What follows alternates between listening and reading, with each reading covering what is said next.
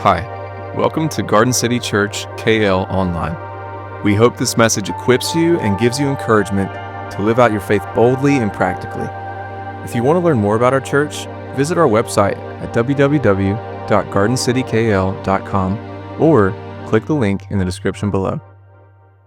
Well, good morning to you once again, and welcome to Garden City, especially if you are a guest with us. We're so glad that whether you are about to leave for the holiday or you are planning to stay in the city, we're so glad to have this opportunity to be able to worship together. Before we get into the message today, I want to make a quick announcement, and that is, as you're looking around the room, it's a little bit emptier here at the 11 o'clock service than it usually is when people aren't traveling for Chinese New Year. But we are asking that 50 people, both individuals and families, move to the 9 a.m. service because on a non-holiday weekend, on a normal Sunday, this room is packed out, our kids' ministry is packed out, and so we need some of your help, 50 people or so, give or take, to move to the 9 o'clock service, and that will continue to make room for new people that are coming in. It is a regular thing that people, as they come into the 11 o'clock service, that if they're a family of 4 or 5 or 6, that it may be difficult for them to find a seat here, and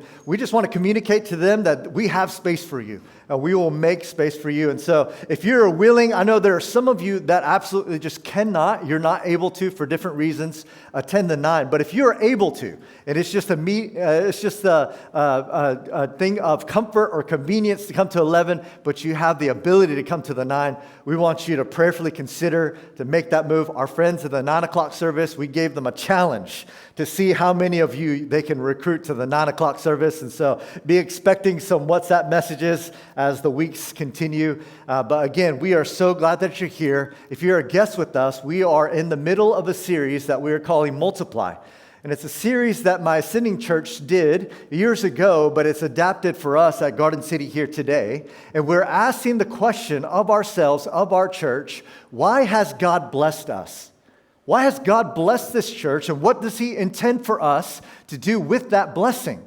And at the same time, as we're asking that question of ourselves as a church, I want to ask you to consider those questions personally. Where has God blessed you? And what does He desire for you to do with that blessing in your life? See, we're continuing to walk through the life of Abraham together in this series. And today, what we're going to see is how God used and multiplied Abraham as he surrendered his life to God. Now, when you think of surrender, what's the first image or picture that you think of? As I was thinking about it this week, the first thing that came to my mind was when I first moved here to Malaysia, we were probably 2 or 3 weeks in, and to adjust and transition to new life here, we wanted to celebrate with our favorite shawarmas.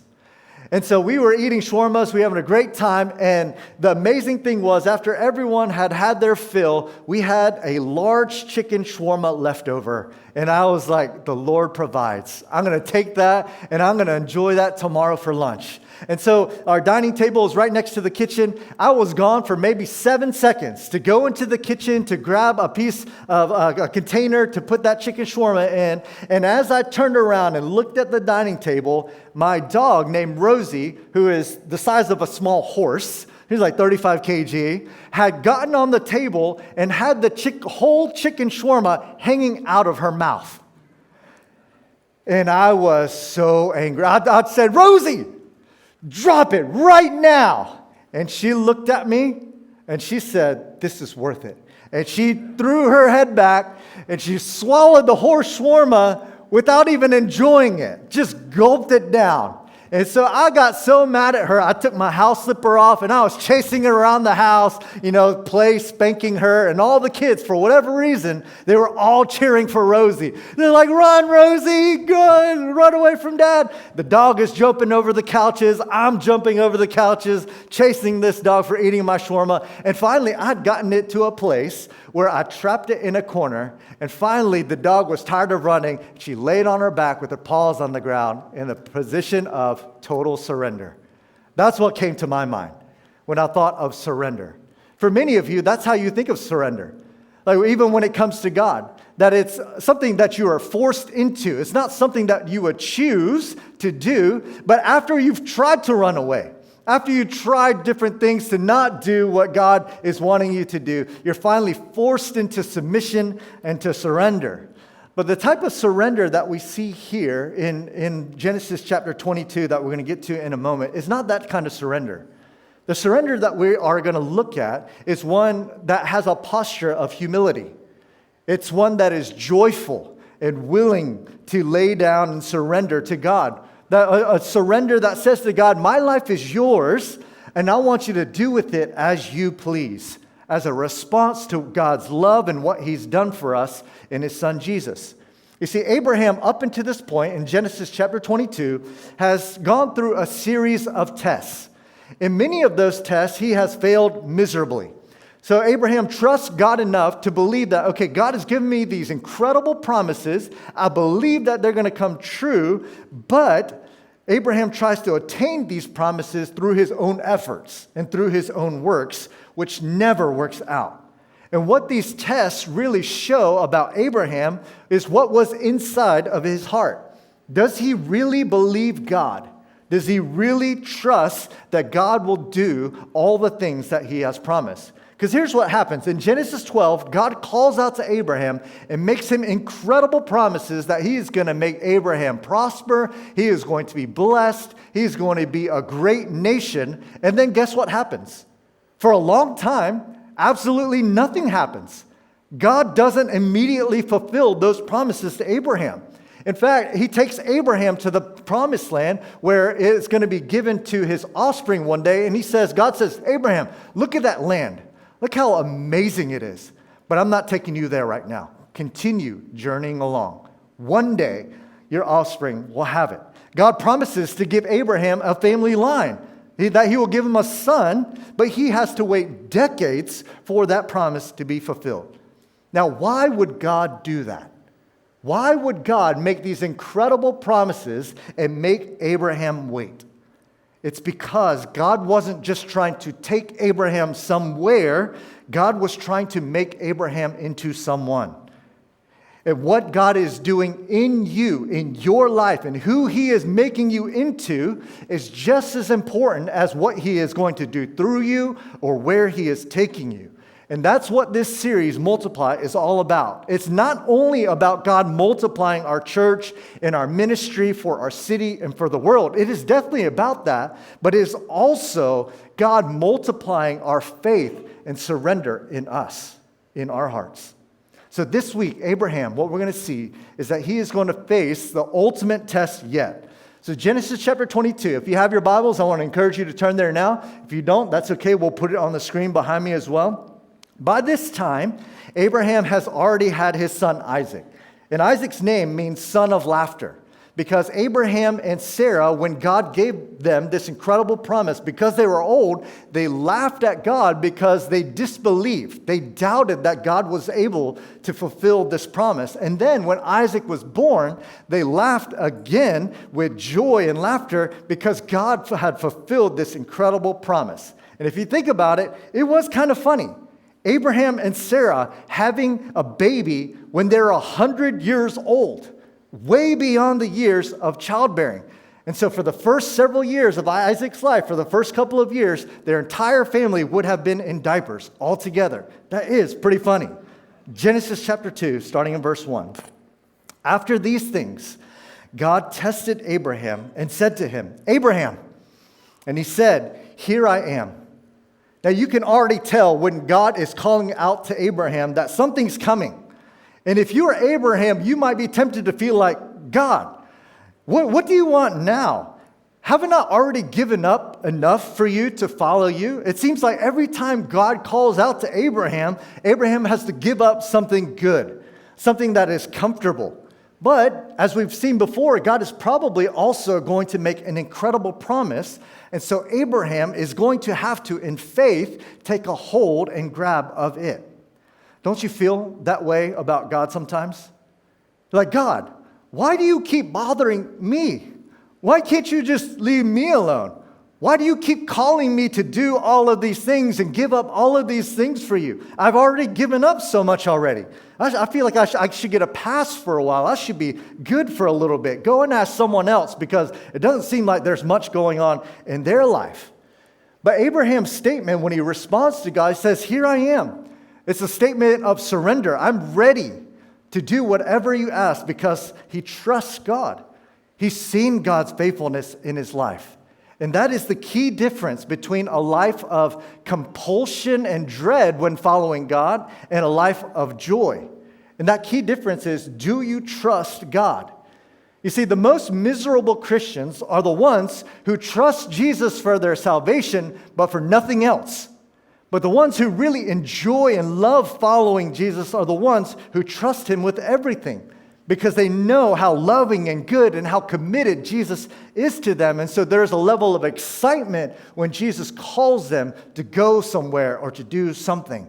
Verse 2, God said, "Take your son, your only son Isaac, whom you love, and go to the land of Moriah, and offer him there as a burnt offering on one of the mountains of which I shall tell you." If you just read that right, if you heard that right, you should feel absolutely sick. Your heart and your gut, your soul should ache, because what is God asking of Abraham here? It's absolutely unimaginable. And look how many times the word son is used here, or implied, to remind Abraham of exactly what God is asking him to do. He says, "Take your son, your only son, the son whom you love, and offer him as a burnt offering." See, what God was asking here was not symbolic. It was very literal. Now, Isaac is likely a teenager by this point and was everything to Abraham. He was the promised one. All of God's promises hinged upon Isaac. And imagine just how much Abraham and Sarah loved him, how much joy Isaac brought to their family. He may have been, at their old age, the only reason for them to continue on living. And so if you are asking the question, how could God ask such a terrible thing? Then you are asking the right question. And we're going to answer that as we continue. But we all have something like Isaac in our lives, don't we? Someone or something that we love and treasure so much that if God were to ask us, come to us and call out to us and ask us to offer it to him, we'd be sick. There's no way we'd do it. We would say to God, you can have anything but this. And I want you to consider what that thing is. What is it that you won't surrender to God? What is it that you won't or you can't trust him with? Or if he were to take it from you, you feel like you could never forgive God. What is that thing? And I want you to hold that thought. Look how Abraham responds, verse 3. "So Abraham rose early in the morning, saddled his donkey, and took 2 of his young men with him, and his son Isaac. And he cut the wood for the burnt offering, and arose and went to the place of which God had told him. On the 3rd day, Abraham lifted up his eyes and saw the place from afar." Now, I can't even imagine what those 3 days were like. I would have thoughts, all kinds of thoughts, racing around in my mind. Like, how am I going to explain this to my wife? She's going to kill me if I go through with this. You see, that kind of faith doesn't just come from within us. And it doesn't just magically appear in the moment. It comes from somewhere else. Verse 5. "Then Abraham said to his young men, 'Stay here with the donkey, and I and the boy will go over there and worship and come again to you.'" Now, worship is probably the last word I'd pick to describe what God is asking of Abraham in this moment. But surrender and obedience to God is worship. And look what Abraham says. He says to his servants, to his young men, he says, "We will go over there, Isaac and I, we will go over there, and we will come back to you." Abraham doesn't know what's about to happen, but he's confident that God is going to do something so that they both come back. Where does Abraham get that kind of confidence from? Where would he come up with such an idea? Verse 6, "And Abraham took the wood of the burnt offering and laid it on Isaac his son. And he took in his hand the fire and the knife. So they went both of them together. And Isaac said to his father, 'Abraham, my father.' And he said, 'Here I am, my son.' He said, 'Behold the fire and the wood, but where is the lamb for a burnt offering?' And Abraham said, 'God will provide for himself the lamb for a burnt offering, my son." So that both went, both of them together. Now we get a glimpse into what Abraham was probably thinking. He was thinking that God was going to provide for himself the lamb for the burnt offering. So the entire 3-day journey, Abraham was probably reminding himself, God is faithful. God promised, and he did the impossible in giving me and Sarah Isaac. He's taken the full responsibility of the covenant, of the promise, that if he doesn't fulfill it, all the consequences are on him. God will provide. God will provide. God will provide. What he probably didn't say is, I can do this. I can do this. I can do it. If I just listen to God, I know I can do this. No. He was reminding himself, God promised. God is faithful. God will provide. And that couldn't be more applicable to us today. You see, following God, the strength to follow him, to trust him when things are hard or impossible, to surrender everything to him, that kind of faith doesn't come from within us. God doesn't tell us, just pull yourself together. Be stronger and believe in me more and just do it. No, he says, look at me, take a hold of me, and look at my faithfulness to my promises to you. I will provide.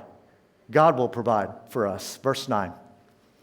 When they came to the place of which God had told him, Abraham built the altar there and laid the wood in order, and bound Isaac his son and laid him on the altar on top of the wood. Now again, Isaac by this time is probably a teenager. If he's strong enough to carry the wood for the altar up the mountain, he's probably strong and fast enough to run away from his old father. I'd say, Dad, no, this is crazy. No, we're not doing this. That was a fun joke for a moment, but okay, the kidding's over. Let's not mess around anymore. But Isaac, what we see of him here is that he trusted both God and his father. Isaac freely climbs onto the altar and lets his father tie him down. Now, I have a son who's almost a teenager, and I love him very much, and I think he loves me. But I could confidently say he loves and trusts God. I don't know if he trusts me that much to tie him down on the altar and that I wouldn't actually go through with it.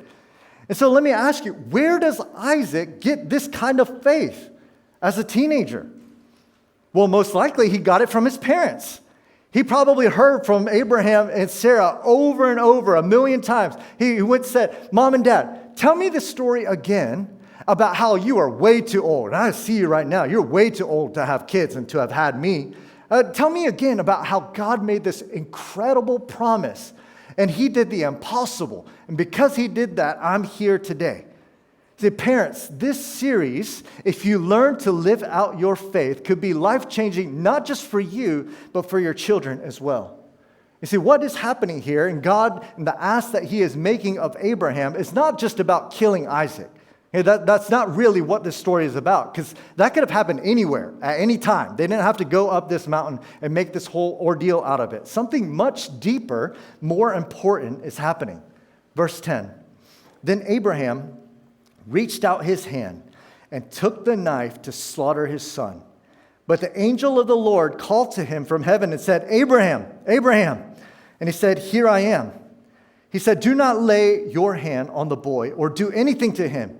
For now I know that you fear God, seeing that you have not withheld your son, your only son, from me. So Abraham passes the test. There's nothing that he won't surrender to God, nothing that he doesn't trust God with. Verse 13, And Abraham lifted up his eyes and looked, and behold, behind him was a ram caught in a thicket by its horns. And Abraham went and took the ram and offered it up as a burnt offering instead of his son. So Abraham called the name of that place, The Lord will provide. As it is said to this day, On the mount of the Lord it shall be provided. And that is a significant note there, that this is not the place where Abraham said, This is where I became the man. This is where I obeyed. This is where I passed the ultimate test. That's usually how we designate landmarks of this man or this woman accomplished this incredible feat. And so we're going to name it after them, and that's where that thing happened. But that's not what's happening here. Something much bigger happened. And that is God's provision. Verse 15, And the angel of the Lord called to Abraham a second time from heaven and said, By myself I have sworn, declares the Lord, Because you have done this and have not withheld your son, your only son, I will surely bless you, and I will surely multiply your offspring as the stars of heaven and as the sand that is on the seashore. Your offspring shall possess the gate of his enemies, and in your offspring shall all the nations of the earth be blessed, because you have obeyed my voice. You see, every time Abraham trusts and obeys God, God renews and reminds Abraham of his great promises to him. And so what do we learn from Genesis chapter 22? What can we glean from this? And I have 3 questions to help us answer that. 3 questions for us, 3 questions for you. The first is, do you truly understand who God is? Do you truly understand who God is? And I'm not just talking about head knowledge, that you know some facts about God and things about him. Because even Satan and the demons know head knowledge. They know facts about God. I'm talking about, do you truly understand who God is in your heart, at a heart level? Because God is not just a genie to do as you wish. He's not just a good advice giver. He's not your assistant. He's not going to sit quietly in the corner and wait as you live your life, waiting for you to tag him in when you need his help for something. No, he's God. He's your creator. He's holy. He's eternal, all-powerful, sovereign, in control of and directing all things. And so he can, as God, demand anything he likes because he is worthy of everything. And that may feel scary to you, but it's actually a good thing. Because God is also all-knowing. He's loving. He's good and gracious and merciful and patient and kind. And so we know that anything God asks of us is not to our harm, is not to our detriment, but it is for our good. So the question that leaves us with, and that you may be wondering, it's like, well, you're saying all these things, but I still have this one hang up. How could God ask such a terrible thing of Abraham? It's one thing to ask him to leave his home country and to leave his family. It's on a completely different level to ask him to sacrifice his own son. It's unthinkable. Let me give you 2 reasons. The first is what we were just talking about. It is every bit of God's right. It is completely within his right to demand anything and everything from us because he's God. There is nothing that is off limits. Oftentimes we look at our lives, our time, our talent, and our treasure, our kids and our jobs as those things are all things that belong to us. But they're not. They aren't possessions that we own. And we're not doing God a favor by letting him have a little bit of our time, a little bit of our resources, a little bit here and there. No, he owns it all. It's all his. And it's his right to ask us to do whatever he desires. And the confidence that we can have as we obey that is that God is loving. And he is good and he knows even better than we do. But listen, God doesn't just demand and take everything away from us. Rather, he's actually the one who has given everything to us. The second question is, do you truly understand the gospel? Do you truly understand the gospel? Because this is the starting point for everything.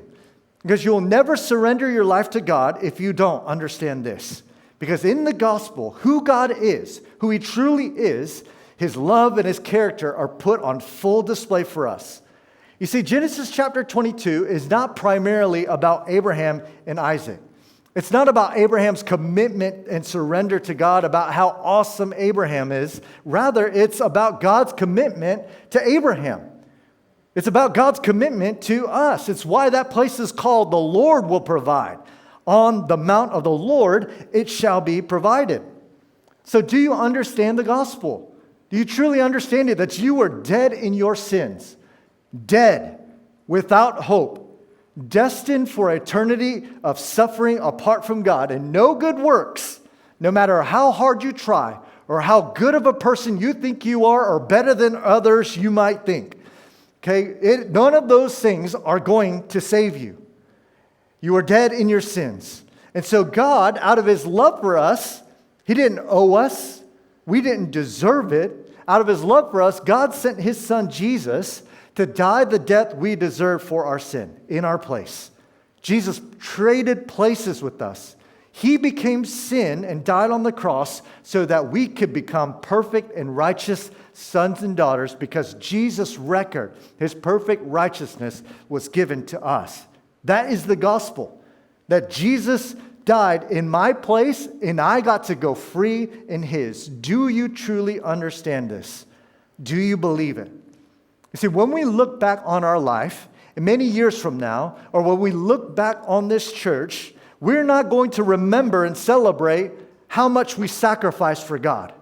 It's really not. If we end up there, we got it completely wrong. But what we are going to do is look back and remember and see how faithful God has been to us. And the more we understand that now, the more we're going to be willing to say, God, we surrender everything to you because we know you have given everything to us. See, because Jesus obeyed, we get to be saved.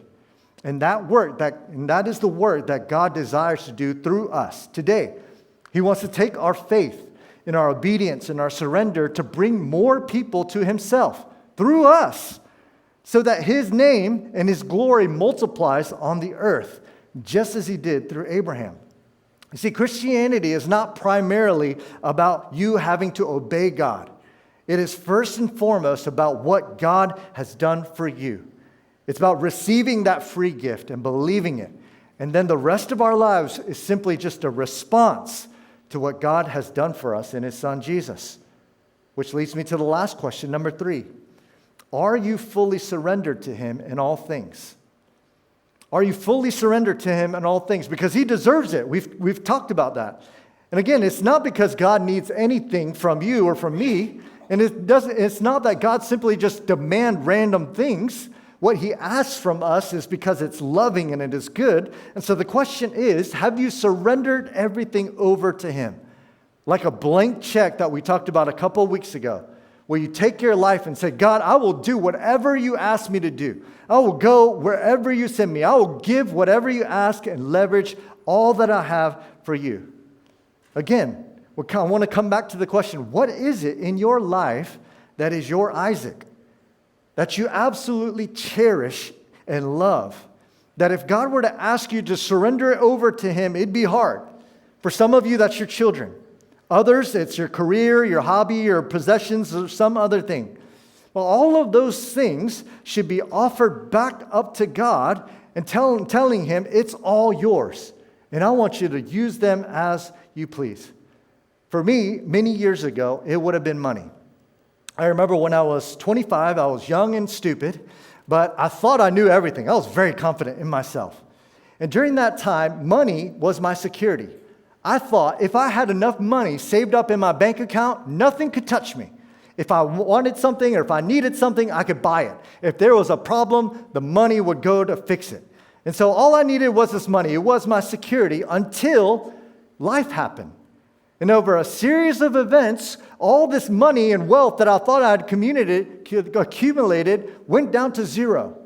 And I still remember the day that I walked out of the bank after closing this savings account, because there was zero money in there. I walked out of the double doors of the bank and I stood there and I thought to myself, I was a fool. I was a fool to have trusted in money, because now it's all gone and I still have all the problems that I have. In that next season, when my wife and I had absolutely nothing, God provided for us everything that we needed. We saw God's faithfulness. And so as a response, we told God, God, our life is yours. Everything that we have is yours. And we know that you will provide for us in every season as you always have.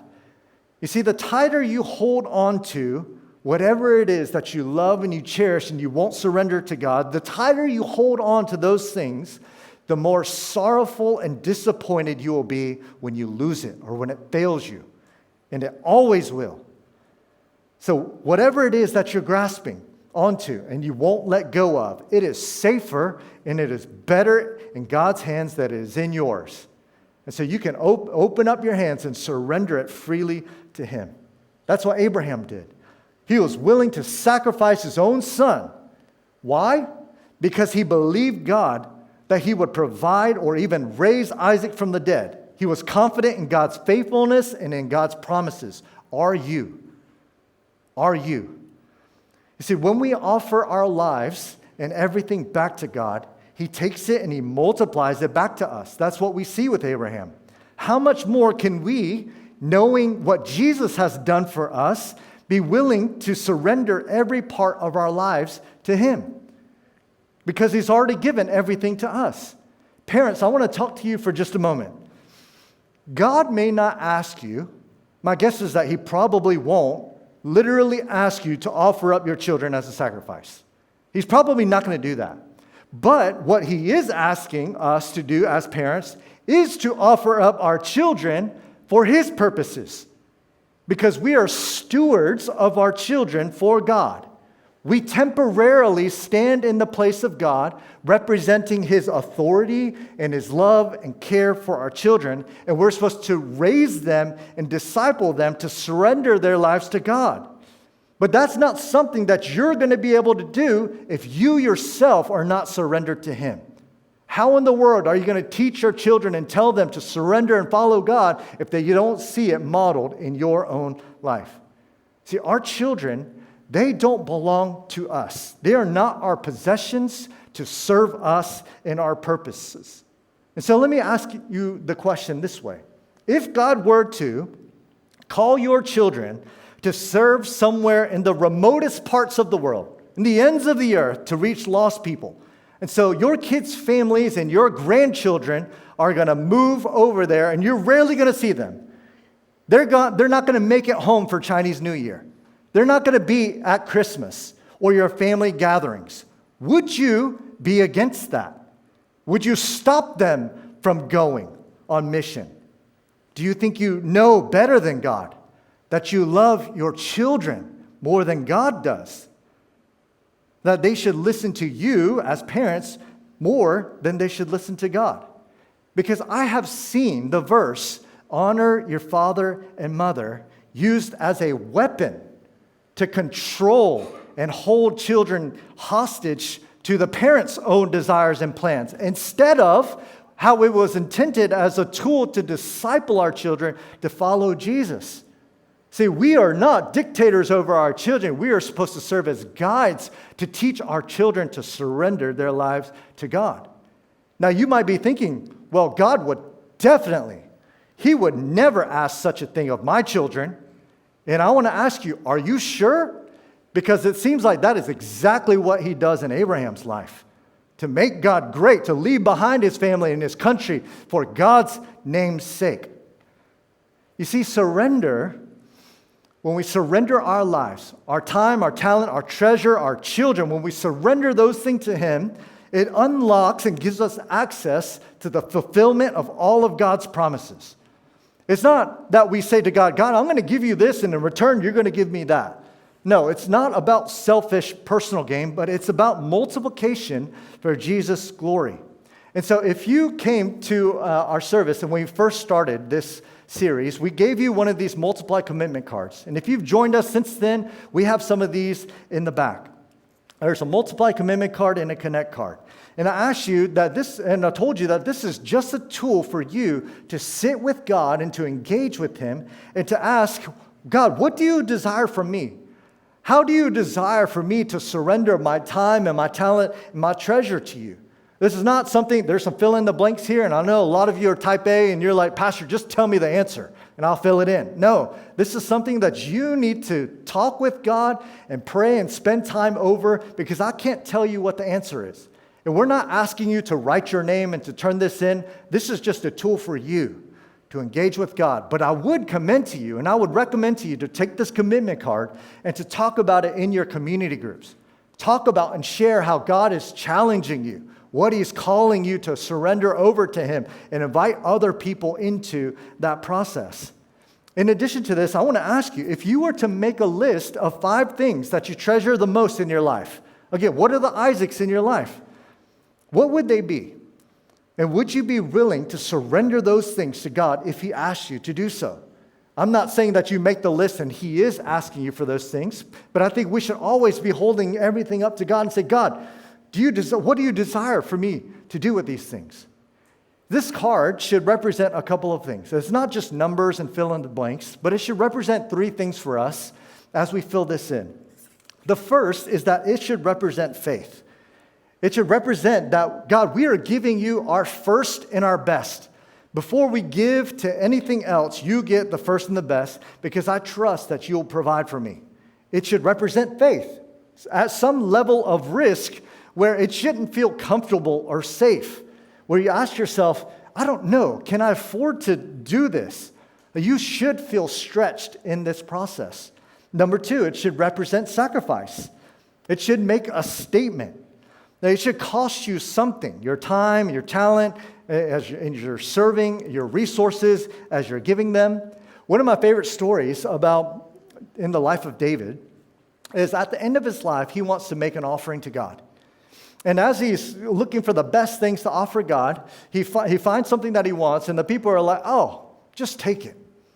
And if you're in David's shoes, you might be tempted to think, well, that's a sweet deal, because that would have cost me a lot of money, and now it's free, and I'm going to offer it up to God, and nothing's lost. But rather what David says is, I'm not going to offer to God that which costs me nothing. I desire to make a sacrifice for him. Now, as you're thinking about that, God is not so interested about the size or the amount of the gift. He is concerned about your faith. Are you willing to give everything to him? And does what you offer to God represent and show that you understand the gospel? Does it show that you love him? And lastly, it should represent surrender. And that should be what drives your sacrifice. God, you gave everything to me, I'll give everything to you. Full and total surrender. See, because you can make a sacrifice and you can give lots of money, whatever that amount is, and it not be that meaningful. Some people may be able to give 10 million ringgit, and it's like, oh, that was a small sacrifice, but it may not represent surrender to God. And it may not be that meaningful. It doesn't represent that God has your heart. And so my encouragement to you is don't compromise. Okay, and don't just do what other people are doing. What is he calling you to do? This card, I believe, represents, and I believe it represents what I believe what is going to increase our impact and reach in our mission, in our city, and the world. It's going to make an eternal difference in the lives of people in our city and in the world. And I'm excited about that. But I'm just as excited about what it's going to do in our own lives and how this is going to change us.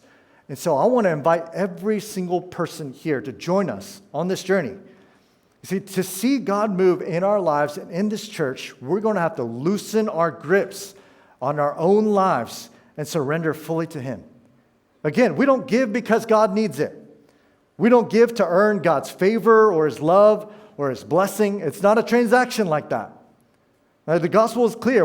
It's about what God has given to us and then our response of full surrender when we see God's love for us and what the price that he's paid to save us. Now, I told you a couple of weeks ago, maybe you come to the church, maybe in your past you've had bad experiences with churches and money and all that stuff. Right? I trust God, but I don't trust the church. That's okay for now. Right? Give your money somewhere else. Leverage and give to God your money, your time and talent and resources somewhere else. But don't use that as an excuse to say, I don't trust Garden City right now, as an excuse not to be generous and not to give. Give it somewhere else. And then when you see what is going on here, join and be a part of it.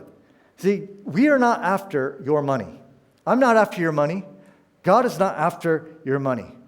But God is after your heart. He desires and deserves to be what you love and you treasure the most.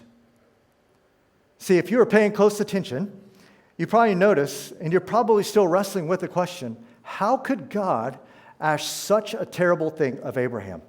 And I gave you one of the reasons. It's because he's God, he can demand and ask whatever he likes. And maybe you feel like, I can never follow a God who would ask such a terrible thing. And if you have that feeling, that is exactly the point. That's exactly the point. Because that is exactly what God the Father would do. He would do the unthinkable for us in his son Jesus. You see, many years after Genesis 22, another son, another only and beloved son, would walk up a mountain with wood on his back, the cross, upon which he would be sacrificed. In the land of Moriah, where this would have all happened, was probably in the area where Calvary was, where Jesus was crucified. And you remember what that place is called? This is the mount where the Lord will provide. See, it wasn't just a name for a landmark. It was a promise that one day God would provide. It wasn't just a historical landmark. It was a promise. God would ultimately rescue Isaac by providing a lamb to take his place. But this time, with Jesus, the Son, he would not be spared. A substitute would not be provided. Jesus would surrender to the will of his Father and lay down his life as a sacrifice in perfect obedience to the Father. And just as the ram was caught by his horns in the thicket, a crown of thorns, a thicket, would be placed on his head as he died on the cross. See, God the Father sent his beloved Son, his only Son whom he loved for all of eternity, as the lamb to die in our place for our sins. He did the absolutely unthinkable for us. What kind of love would compel him to do such a thing? It's the love of the Heavenly Father for his lost children. We needed to be saved, and the only way for us to be saved was through sending his Son. God did not withhold even his beloved Son for us, so that we, all of humanity, could be set free like Isaac. Do you understand that? That God loves you with that kind of love, that he would not withhold his Son, Jesus, for you. If you're here this morning and you're not a follower of Jesus, we're so glad that you're here. This series and what you need to glean from this is not about you giving money. That's not what we're asking you to do. Even this card, you can take it, but we're not even asking this of you. But what is for you in this service and in this moment is the gospel. It is the greatest gift that anyone can be given. And God has freely given it to you. But to receive it, you're going to have to give up control of your life and surrender to him. And when you do that, you're going to find that it is much better than you could have ever done on your own.